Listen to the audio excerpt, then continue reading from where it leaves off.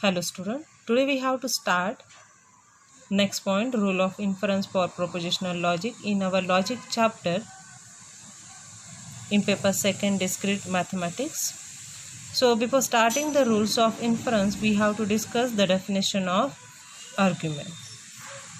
So see, what is its definition? An argument is conclusion justified by premise. See, conclusion justified by premise, which is nothing but a simply hypothesis. Premise and hypothesis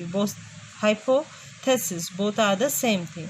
So conclusion justified by premise, which is nothing but a argument.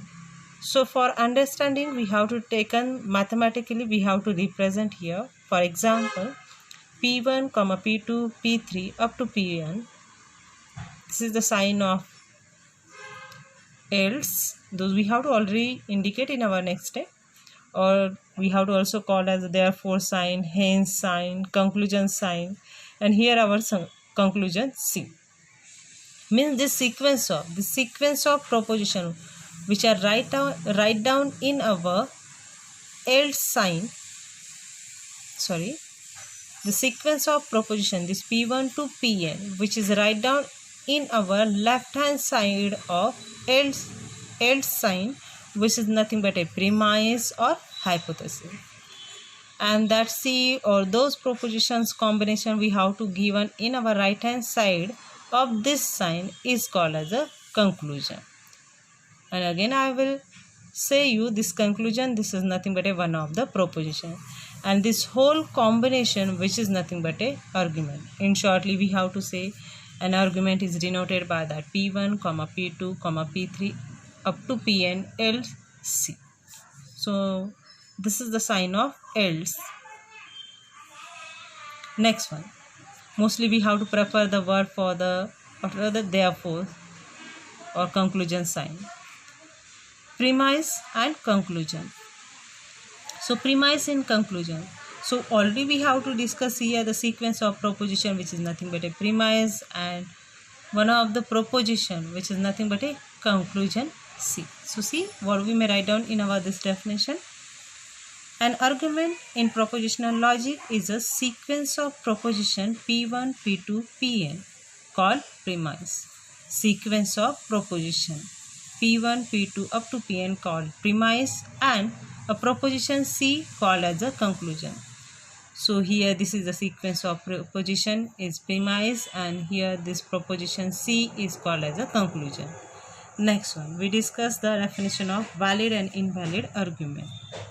An argument P1, P2 up to Pn, therefore C or conclusion sign. After that conclusion sign we write down this C is said to be valid if by using first proposition we take an and, second proposition and, last proposition with all this proposition containing the and sign, bracket complete, implication, this result or this conclusion C.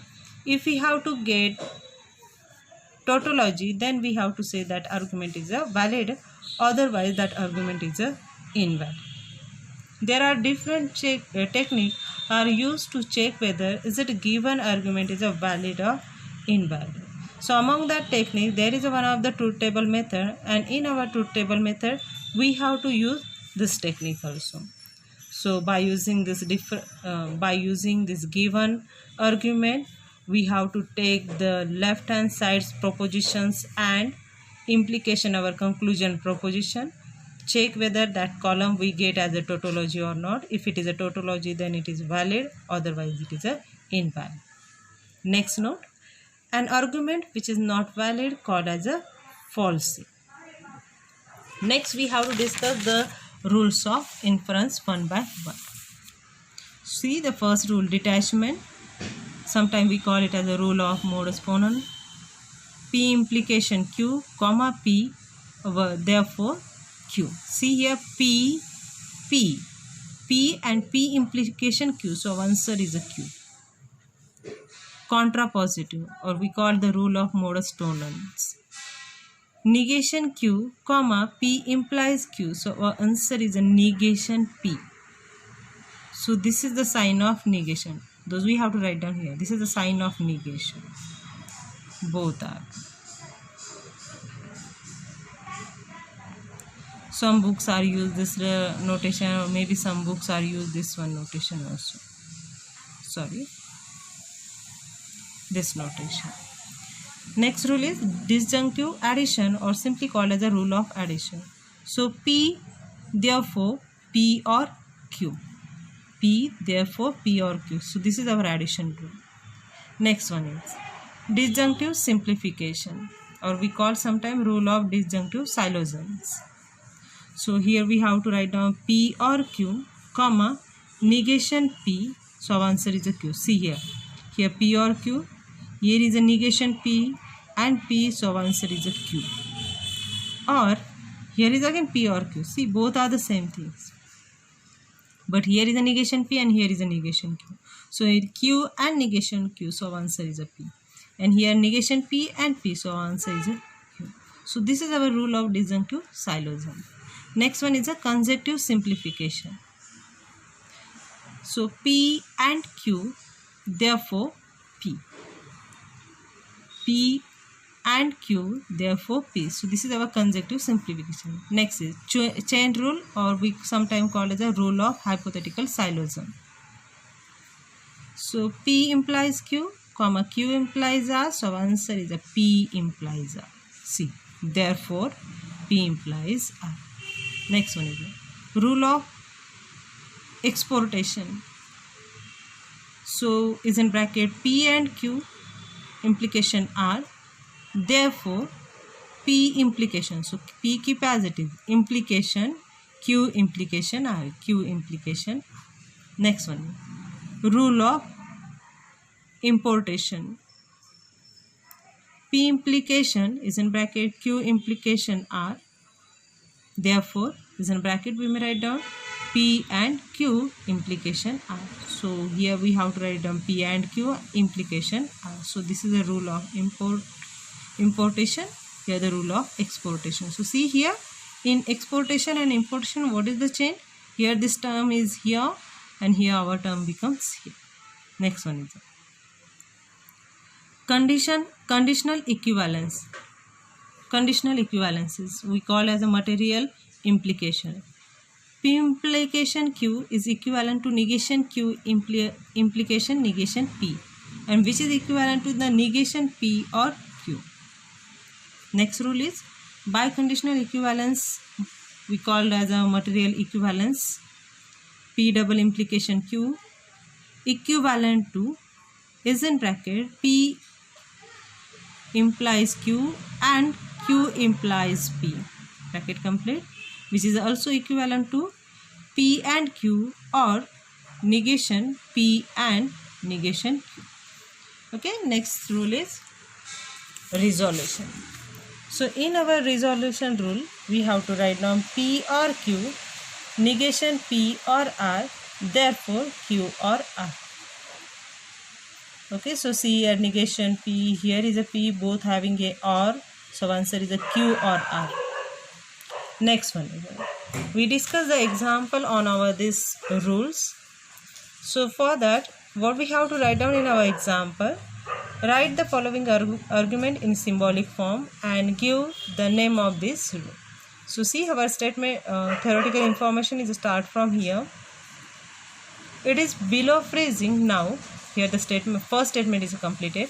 Therefore, it is either below freezing or raining. So see here, before the therefore's word part is our premise part, and after the therefore's, after this therefore's word part means it is either below freezing or raining. So it is our conclusion part. So it is check whether first of all how many different statements are occurs here. So here is a it is below freezing now. This statement is come here.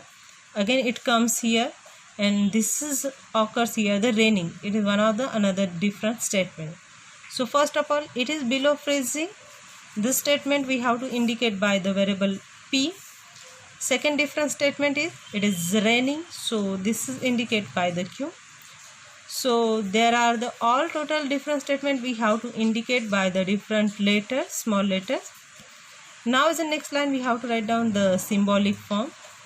So we write down in our premise part, it is below freezing now. So here it is below freezing now. So here we use the P. So we write down simply the P. Then our therefore sign or else sign. After the therefore word, it contains it is either below freezing, means P. And here is a or. So P or. And for the reading, use the variable Q. So P or Q. Hence, the name of this rule is. So check whether this one occurs here. Rules of addition. So our rules of addition. P, therefore P or Q. So this is our rule of addition or disjunctive or addition. So this theory information we have to provide this argument, and this argument, which is nothing but a indicate the rule of addition. Similar one of the example is taken here. State which rule of inference is used in the argument. So again we have to given one of the theory. If it rains today, then we will not have a barbecue today. Again after this one, so first statement is completed in our dot. Next line after this one, write down if we do not have a barbecue today, then we will have a barbecue tomorrow. Therefore, if it is rains today, then we will have a barbecue tomorrow. So see, in our whole statement there is only the three different statement comes here. First one, it rains today. Second one is we will not have barbecue today, and third one is we will have a barbecue tomorrow. So for this three different statement, we use the different variable P, Q and R. After this one, we have to write down the symbolic form. So see here the therefore word. So before this therefore part, up to this one, we gives premise part. And after this word, means this one, hold this statement, we give the conclusion part. So first of all, it rains today. If and then means we use the implication sign. It rains today means P. We will not have barbecue today means Q. So simply the first statement we give as a P implication Q. The first statement is completed here. After this one, again here if and then. So check whether which two different statements are joined by if and then. We do not have barbecue today. So we use the Q. So here is a if then, so use the implication sign. We will have the barbecue tomorrow. So for that barbecue tomorrow, use the variable R. So Q implication R. Here the therefore, so we write down the sign of else or therefore sign. Again here if and then are used. So again implication are used between two different statements. So it rains today. So for it rains today, here become P. So write down that P. Here is the if and then. So write down that implication.